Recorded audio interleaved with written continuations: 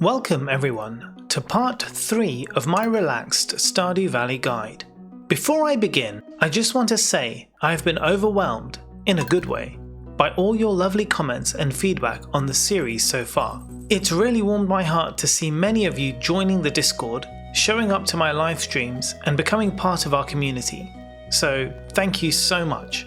If you haven't watched parts 1 and 2 of this series where I cover spring and summer, I suggest you do that first. Links to those will be in the description below. Finally, I intended for this to be the final part of the series covering both fall and winter. However, I ended up with so much more that I wanted to say, so there will be another part to come where I'll cover winter and bring our very chill first year in the valley to a close. I'm Mo, and you're watching the most relaxed guide to Stardew Valley.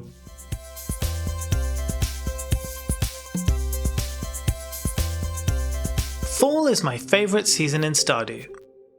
Coincidentally, it's also my favourite season in real life.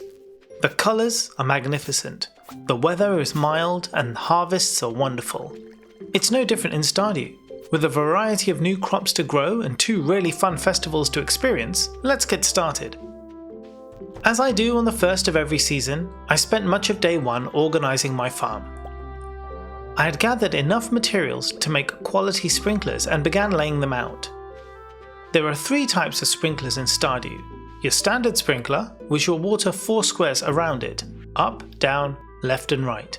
This requires a copper bar and an iron bar, and you should be able to start building these pretty early on. Personally, I'm not that big a fan of the normal sprinklers.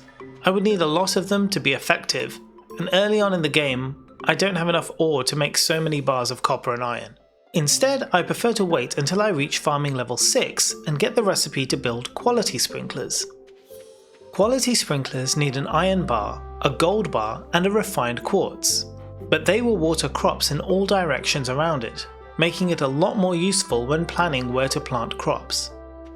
The final level of sprinkler you can make is the iridium sprinkler, which you can craft once you reach farming level 9. It's not easy to craft, however. You will need to get hold of iridium ore, which is not something you'll have likely come across so far. For now though, if you're getting tired of using a watering can every day, think about investing in some quality sprinklers.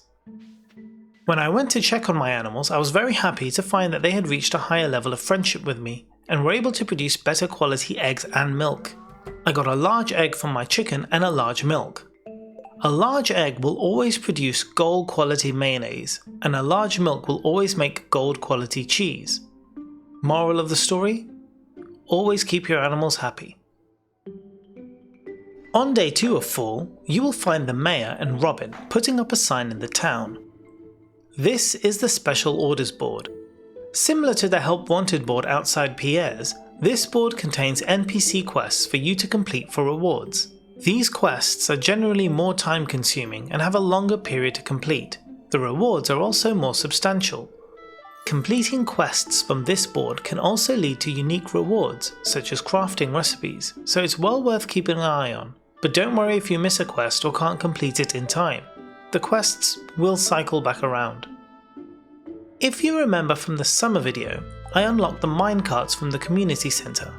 The minecarts allow you to fast travel between the bus stop, town and the mines. If you've repaired the bridge to the quarry, that will appear here as well.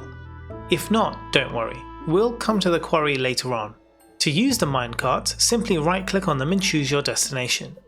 Now you can spend longer in the mines and not have to worry as much about rushing home. As we approach winter, it's worth knowing how to check how much hay you have. Remember after we got the silo we cut down all the grass to fill it up? Well, on rainy days, and during all of winter, the animals will rely on that hay supply to keep them fed. It's sometimes easy to forget how much is left.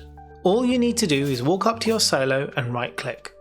A little message will pop up letting you know how much hay you have. If you have multiple silos, then it will add the total amount automatically for you. You don't need to check each one. Coming into day 3 of fall, I realised that there's a very special item in the game I haven't mentioned yet. You might have come across them as there are 7 of them to be found across the game. I'm talking about star drops. Star drops are a strange purple fruit that permanently increase your energy bar. I don't want to spoil where I got this one from, but I'll let you explore it for yourself. If you remember, back in the summer video, I got hold of a beach totem. Back then, I said you'd even be able to get one for your farm. Lo and behold, here it is. This little guy will instantly transport you back to your farm. It comes in clutch when it's 1:30 AM and you're still in the mines having forgotten to leave already. On day 4 of fall, when you watch the TV, you'll be informed of the Stardew Valley Fair, which will take place on the 16th. It also tells you that there will be a Grange display. At the fair, you will have an opportunity to show off some of your best quality produce. The display with the most varied, high quality items will win the competition. Remember back in spring when I said not to sell everything you grow? If you followed that advice, you should have a wide selection of things to choose from. There is of course an optimal selection which you can look up on the wiki if you wish, but I suggest you show off what you want. You'll be able to display up to 9 items ranging from crops to animal products, things you've cooked, fish, flowers, fruit and even minerals. If you don't win, it doesn't matter. There's always next year. Walking around town I noticed that Robin had posted a quest on the special orders board. She wants someone to collect 1,000 pieces of freshly chopped wood. Just for fun. For fun? Robin, I love you. But why are you actively promoting the destruction of the environment? You don't even want to keep the wood. It seems, I don't know, irresponsible to me. I mean, I'm gonna do it anyway, but I'll silently judge you for it. Let's talk about rare crows.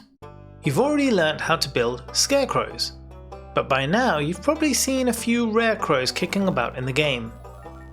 Rare crows work the same as scarecrows, except they look cooler. There's 8 to collect in total. They're not cheap to buy, and some you can only get through completing quests. It's not something you need at this point, but if you like the look of one and you have the money, treat yourself. On day 6, I was finally able to get Robin to build one of my favourite farm buildings, the stable.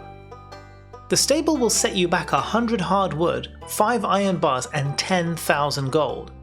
Why is it my favourite? Well, we'll come back to that in a bit.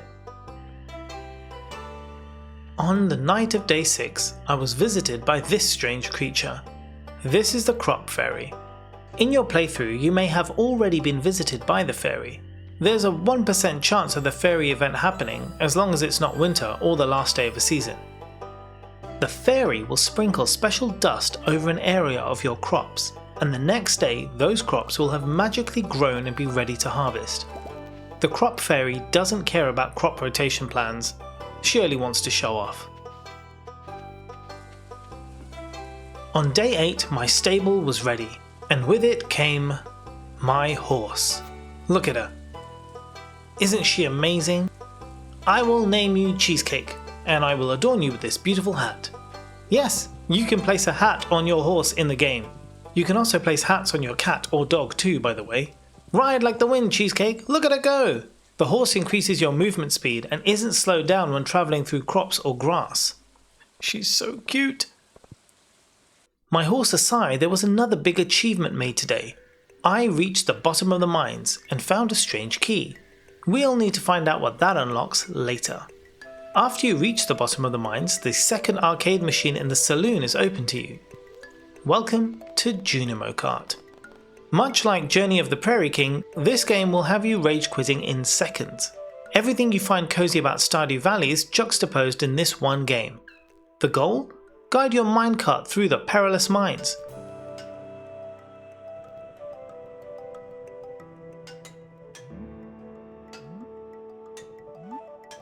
Looks easy, right?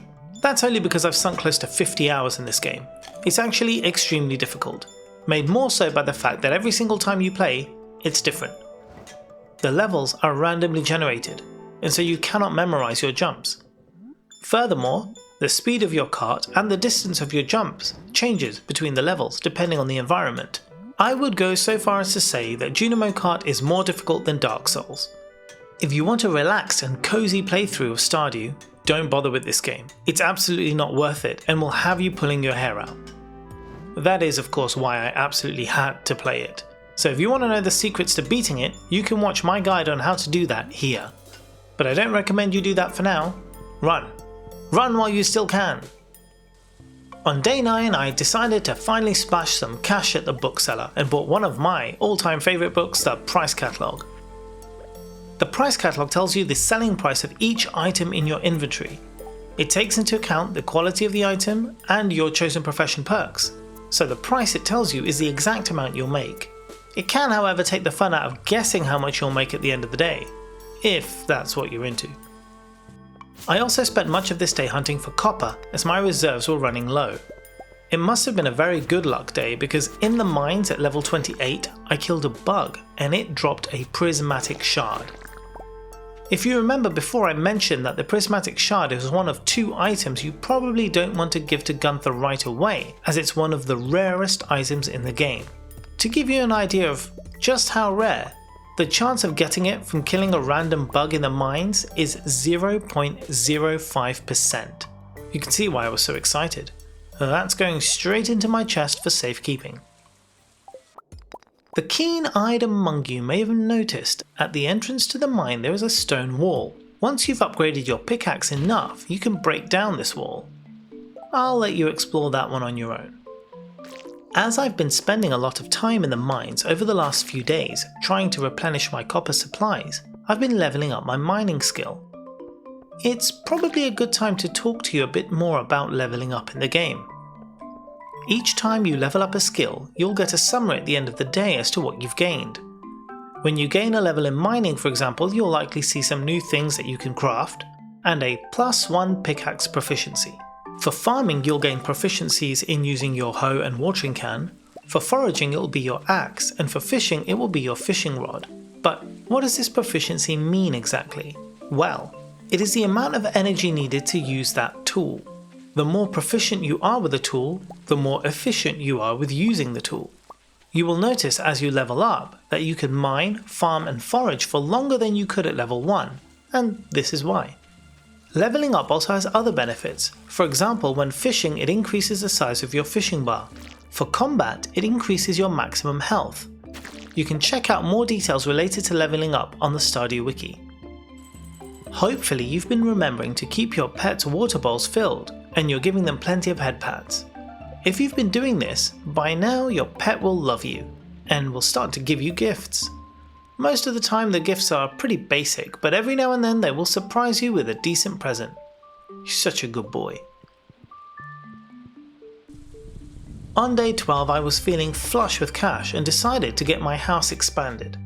The first house upgrade from Robin will cost you 10,000 gold and 450 wood. For this, you'll get a kitchen where you can store and cook food. You will also get an extra room and a double bed. This house upgrade is necessary if you wish to marry any of the single NPCs in the game. By now, you may have had your eye on someone special. If you want to propose to them, you'll need at least this first house upgrade to make that happen. That being said, I need to quickly check the Stardew Wiki and make a note of what Emily likes. You can search the wiki for each NPC and find the things that they like the most. The more they love a gift, the more friendship points you'll gain with them. You can also just try different things and see how they respond to them. Remember, even if you make a villager dislike you, you can always turn it around with some time and patience. The game won't punish you forever for trying things out. On day 15 my house upgrade was complete and I filled my fridge with ingredients so I could start cooking some meals. The fridge acts as a storage chest for food. Not only that, but any items you put in your fridge can be accessed directly from the stove. You don't need to put ingredients into your inventory to cook them into meals.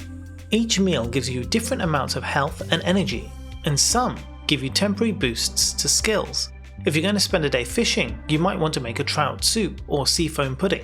Whereas if you're going to spend a day in the mines, you might cook some crab cakes or spicy eel. You can buy more recipes from the saloon. Increasing your friendship level with certain NPCs and completing different quests will also unlock additional recipes as rewards. The next day is the Stardew Village Festival and I've been curating a variety of 9 decent quality items to show off in my Grange display. I've placed them in this chest and tomorrow I'll take them to the fair and hope to beat Pierre. It's day 16 and the day of the Stardew Valley Fair. With my carefully chosen items in my inventory, I make my way over to the town square to show off my goods. You'll notice that this festival is a little different from the others. For a start, the shop doesn't take money, it takes star tokens. You can get star tokens by purchasing them, or by taking part in the various mini-games around the fair. There's a strength competition, a slingshot game, a fishing game, and a spinning wheel, where you can gamble the tokens you have for a chance of quickly increasing them or losing them. There is a knack to the spinning wheel, but I'll let you work that one out. If you win the Grange display, you'll get an additional 1000 star tokens. Unlike other festivals, you aren't automatically sent home after the mayor does his speech. Instead, you can stay at the festival to earn and spend more tokens, so don't worry too much about when you ask the mayor to commence judging. A few days earlier, I had asked Robin to upgrade my coop to a large coop. The reason for this is because I eventually want to have rabbits. I'll get to that in a bit. On day 19, my coop was ready and I headed to Marnie to purchase one of the new animals I now had access to. A duck. Meet Count Quackula. As we're at Marnie's, let's quickly talk about heaters. An important thing you should note about winter is that animals will always stay indoors. And additionally, well, winter is cold. If your animals are cold, their mood is affected. Mood isn't the same as friendship, and low mood can affect the quality of their produce. There is a way around this, however: the heaters. They're not cheap, but one heater per animal house will ensure your animals are warm during the winter and keep their mood levels up. I suggest saving up some money and purchasing a couple of heaters before winter starts. With my coop upgraded, I next decided to give my barn an extension. The big barn costs 12,000 gold, 450 wood and 200 stone. Once it's ready though, you'll be able to purchase a goat from Marnie and get goat's milk. That's one of my personal little goals for the community centre bundles, so I head over to Robin and drop the funds and materials to make it happen. On day 23 I picked up a quest Clint had posted on the special orders board: Cave Patrol. The number of dust sprites in the local caves have made mining dangerous. There's good money for anyone willing to slay 50 of them. Although I find the dust sprites super cute, as they remind me of the soot sprites from Totoro, killing them does give me coal, so I accepted the quest and headed off to the mines to reduce their population. I checked the wiki to see which levels of the mines you will find the dust sprites and headed over there. When you pick up a quest like this, it's tempting to try and go down level by level as if you were mining normally. However, if you've been exploring the mines already and have the elevator unlocked, you can make your life a lot easier. When you exit the mine, the levels reset. So if you go to a particular level and see no sprites, you can simply leave by the ladder and go back down the elevator to that level again, and it will have been reset with different enemies and rocks. It's a neat little trick to make mining quests a lot less time consuming. Thanks to my little trick, I had completed the dust sprite quest in one day, and as a reward Clint gave me a geode crusher crafting recipe. This is a machine that will crush geodes for me on my farm. No need to pay Clint 25 gold each time. Well, to be honest, it takes a while, and until you have a lot of them it's still easier to just go to Clint, but I'm grateful nonetheless. After placing my geode crusher, I also make a seed maker. A seed maker will take a crop and produce some seeds from it. In most cases, you can get between 1 to 3 seeds from a single crop. This is a great way to expand your supply of seeds instead of buying them from Pierre. I had a starfruit I'd grown in summer. These can be quite valuable, especially when turned into wine, so I put it into the seed maker hoping I'd get more to grow later on. As I mentioned before, I had a plan to get rabbits. For this I needed a deluxe coop, which I can nearly afford. The reason I want rabbits is because one of the items a rabbit drops is wool, and wool is one of Emily's most loved gifts. If you haven't guessed by now, Emily is the NPC I'm planning to romance in this playthrough. I've never married her before in my other playthroughs, but I've always liked her hippie outlook on life and quirky style. I feel like we'd get on really well, so I will attempt to woo her with rubies, emeralds, and of course, wool. Day 24 was not idle in any way as I picked up another quest, the Red Slime Hunt for the Wizard from the Help Wanted board. All I had to do was kill 8 red slimes in the mines and I'd get 1,000 gold plus a prize ticket. Needless to say, it didn't take me long to complete this, and I cashed in my ticket at the mayor's house later that day, getting me a Star Drop tea. This is a new item in Stardew 1.6. This tea is a universally loved gift and will instantly boost an entire heart of friendship with any NPC you give it to. If you wait until their birthday to give it to them, you'll get 3 hearts. On day 25, I finally had enough money and resources to upgrade my coop to the Deluxe coop. As well as giving me access to a rabbit, and don't ask me why rabbits live with chickens and ducks, it also has an auto feed system, meaning it will automatically take hay from the silo and fill up spots where the animals have eaten hay. The Deluxe barn will do the same. When you gain a certain number of hearts with an NPC, you will get what is known as a heart event. These events will reveal more about the NPC to you, and the more hearts you unlock, the more you'll learn about them. I managed to unlock Emily's 2 heart event, but I won't spoil it here. After that, I decided to spend more time getting some wood and clearing trees from my farm. I also stocked up on hardwood from the secret woods.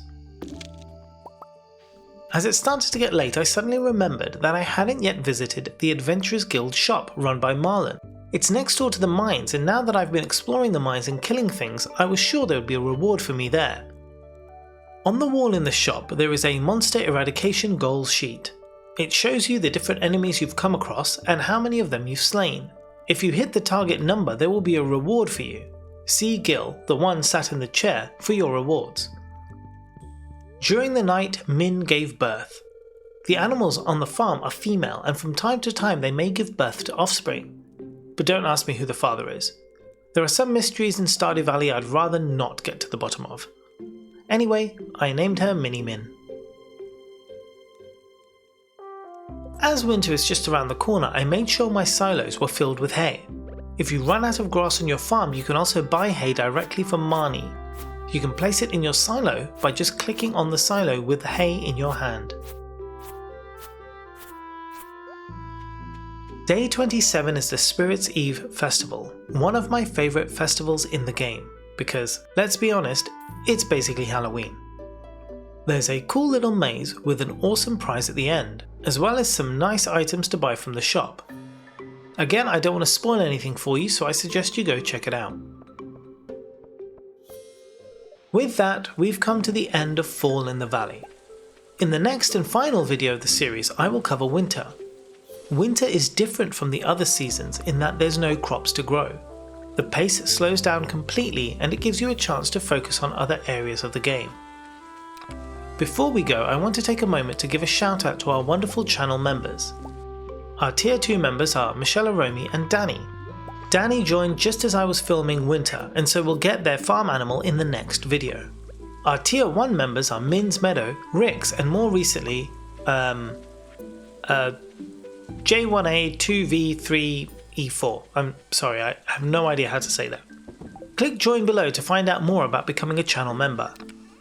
Thank you again to everyone who has taken the time to comment on the series so far.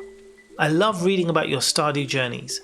Remember that you can join the Discord and share your farm story and screenshots in our dedicated Stardew Valley channel. Thanks so much for watching, and I'll catch you again next time.